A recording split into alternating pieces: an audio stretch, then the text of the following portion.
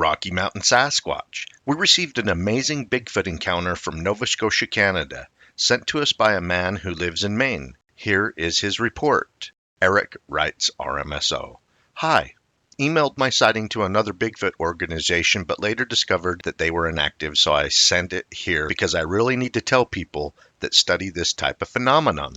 I'm from Maine. My family lives in Nova Scotia, Halifax. This sighting happened when I lived there. It was September 16th, 2008. Me and my family, which consists of my father, my mother, and my two younger sisters who are twins, we traveled from Halifax to a secluded house near a place which is close to a place named Card Lake Provincial Park. We got there because my grandpa lived there and he died from natural causes. So we were going there to decide what to do with the house, if we were going to sell it or demolish it. We arrived there and started to explore the terrain around the house. We found broken branches in the woods that surrounded the house. We found bones of coyote, bear, and raccoon scattered around the house and the woods too. I asked my father if Grandpa was a hunter or something like that, and he told me that he didn't talk to him almost 18 years, and he didn't know what kind of thing Grandpa was up to before he died. We decided to pass a night in there because it was nighttime and we couldn't travel at night in a road with no illumination. In the morning of the following day, my family was having breakfast in the kitchen and I was sitting in a chair at the front yard when I felt a small rock hit my chest. I got the rock in my hand and I looked at the direction where it came from and I saw nothing, only the tree line. I ignored it, and after 5 minutes approximately, a bigger rock was thrown in front of me. It was the size of an apple.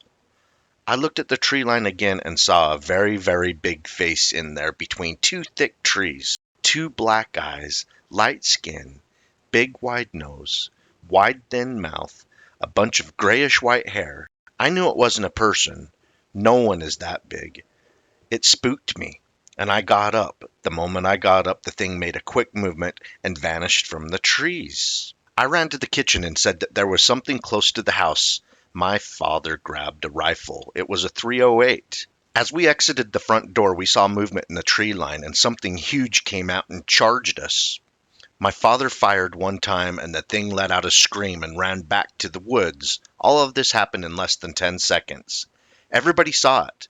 My mother and sisters saw it from the kitchen window. It was a giant, over 10 feet tall. It was a bulky thing that was shaped like a man, was furry head to toe, grayish white fur. The skin was light dark under the fur.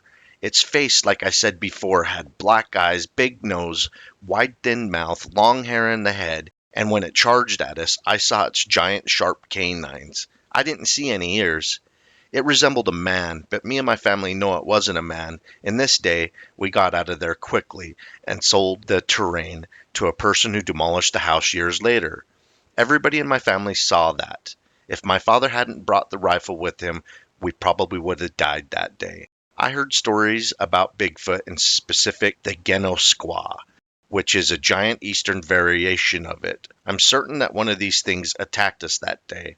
Still traumatized. RMSO responds, Hi Eric, your dad's one shot fired. Was it a warning shot, or did he shoot at the monstrous creature? Eric continues, He hit it in the left shoulder. We could see the moment it flinched and then screamed and ran away. RMSO continues, This is a very unfortunate encounter. The way it ended in such a brutal way. This creature may have befriended your grandfather or the other way around.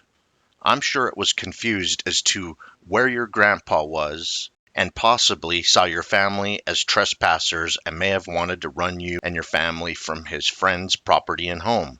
The cabin, surrounded by deceased animals, may have been gifts of food to your grandfather by this Sasquatch.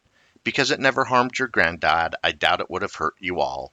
However, everyone must defend themselves. I hope you enjoyed this aggressive Bigfoot encounter. In my opinion, had unfortunate results. Everybody must protect themselves, and a 10-foot monstrous creature charging at you, screaming, showing its canines, aggressive enough that you have to take action. Who knows what would have happened if his dad had not taken that shot. Keep on watching. We're going to keep on squatching.